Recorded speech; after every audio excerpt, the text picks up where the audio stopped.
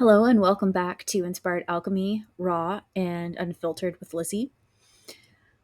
Like always, I had no idea what I was going to talk about, but I had a friend, a very dear friend, ask me on Monday when I had a meeting with her a question. And I think that is what I want to talk about today. We were talking about how crazy things are and how being aligned doesn't necessarily mean that things are easy, right? We normally want to go for the easy thing, but that's not necessarily what the most aligned thing is or the most authentic thing. The most authentic thing and the most aligned thing might be one of the hardest things that you have to do, and it makes you sometimes queasy or makes you anxious or whatever it is. So she asked me, how do you know what the next right thing is, even if it doesn't feel easy? You have to discern what the right thing is, even when it's messy. Or how do you discern the right thing, even when it's messy? And this is actually something, I don't know how I'm going to turn this into a cohesive kind of answer because, again, I just do things and I'm kind of insane in that regard. So for me, especially lately, I've had to make a lot of hard decisions and I've had to do a lot of things that I would not have done in the past. Um, so sometimes, yes, things feel very aligned, and I'm just like, well, yep, let's jump into that, right? So, group coaching. Didn't even know that it was coming up. I had totally forgotten. I was talking to a friend about group coaching to do this podcasting thing and business thing. And I'm like, well, at the time I didn't have a podcast, like I mentioned, I believe in my first episode, right? So I'm like, I don't have a podcast, but I feel like I'm going to learn something there. It was aligned, it was easy, wasn't messy. But it's not normally how it goes. There are times where I want to keep myself small and I have to discern.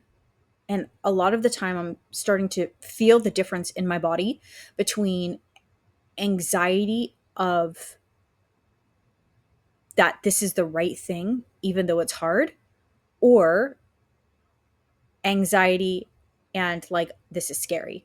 For example, I'm going to say the dirty D word, the dentist. I had to go to the dentist today. Normally, the dentist doesn't scare me. And I really hope that all of this kind of cohesively goes together. But I had to go to the dentist today and I had a mercury filling removed. I was not scared to actually do it. I knew it was aligned in that regard. I had anxiety on two levels. The, oh, this is messy, I have to do this, and oh, what if something goes wrong? Because it's a dangerous procedure kind of to have, right? But I knew the dentist was really great. I knew that they were going to do what they needed to keep me safe, right? But I also felt a shift coming. And while I was sitting in that chair, I became the calmest I had ever been.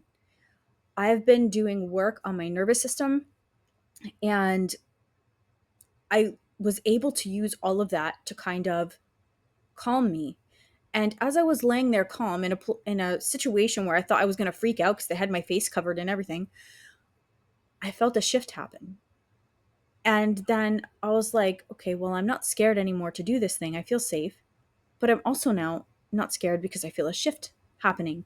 And sometimes when we do these things, it leads to a shift that has ripple effects throughout your life. So you don't think that going to the dentist and choosing yourself in that moment is going to be any kind of anything anywhere else in your life, but it is, because once you start choosing yourself, it ripples out and things start to happen. You just have to be aware of it. But there are messy times where things are scary, even though you know in your soul that they make sense. Your mind tries to tell you that it's not safe. And this is where intuition and discernment comes in. And for me, I've been practicing this for years and I'm just gaining new awareness around it. around what it feels like in my body. But I had to get safe in my body first. I had to feel safe within my own home of my body, my temple, okay? I had to feel safe there enough to really, really start trusting in the heavy things that I had to do. Yeah, I could, okay, which way am I going to go? Which way am I going to drive? Okay, this is an aligned way of going. I'm going to listen to my intuition, this and that. But when it gets into heavier things of like things that are going to change my life, I really have to feel safe within myself to make the right decisions. And sometimes that looks and feels messy, and there's grief, and there's sadness, and there's pain,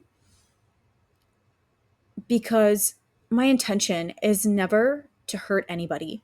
My intention is never to do things that could possibly cause other people distress. But also, there is a nugget that I need to follow, right? This authenticity piece of myself, that sometimes people are not going to be okay with the decisions I am making. And that's where it gets messy, because I have to make those decisions, even though somebody might react or respond to it in a bad way. But also, once I've made those decisions, um, it it shows me that I can do hard things, right? And it also shows me that things might turn out even better than I would have expected. So, I mean, I guess that's kind of where I'm at until I can kind of verbalize it better. It's, you have to make sure that you're feeling safe within your body. We can't really make decisions from our intuition if we don't feel safe in our vessel first. That period. You can't, I guess you could. Nothing is impossible, I guess. But for me, and in my opinion, you have to be safe within your home of your body. If you're not safe in there and you're carrying around a lot of things, it's going to be hard for you to make any kind of decision. And knowing that even if that decision is challenging or difficult, knowing that you can still make it. Also, some things might feel very heavy, and you're like, yes, I know this is the right decision, but it feels very heavy. A lot of people like to tell you it feels light and it feels great and it feels all of these things.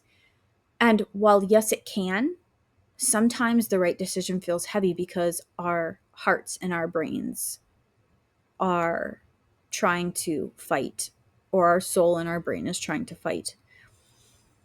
And sometimes we just need to let go, and we need to stop the resistance, and we need to surrender. And again, I didn't know what that surrender meant until this past year.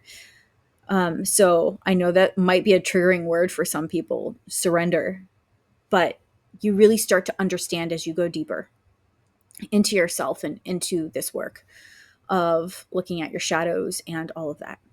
So, I mean, I really hope that my intention is that this comes across and helps somebody. And I really do want to dive deeper into this topic. I just think that sometimes it's a little bit more complicated based around your own life and your own trauma and what you're dealing with at the time, and how you feel within your body and how you feel within your life, because things can get super muddy and messy, and then it can be muddled. We have to listen to that internal voice that we have and kind of let everything else go quiet. And again, some people will say it's not supposed to be messy if it's aligned. But recently, I've come to realize that even the most messy things are the most aligned. We just have to be brave enough and listen a little bit deeper to hear what it is that our soul is trying to tell us. So that is episode 5 for today. If you love these kind of conversations, we have a private Facebook group. We also have a private WhatsApp group. There is a business page that you can contact us on. We have a tarot reader that is on staff. And we do have our website, and coaching is going to be opening up. So go check out our website. We have merch. And I will see you in number 6. Thank you for your support. Have a great day.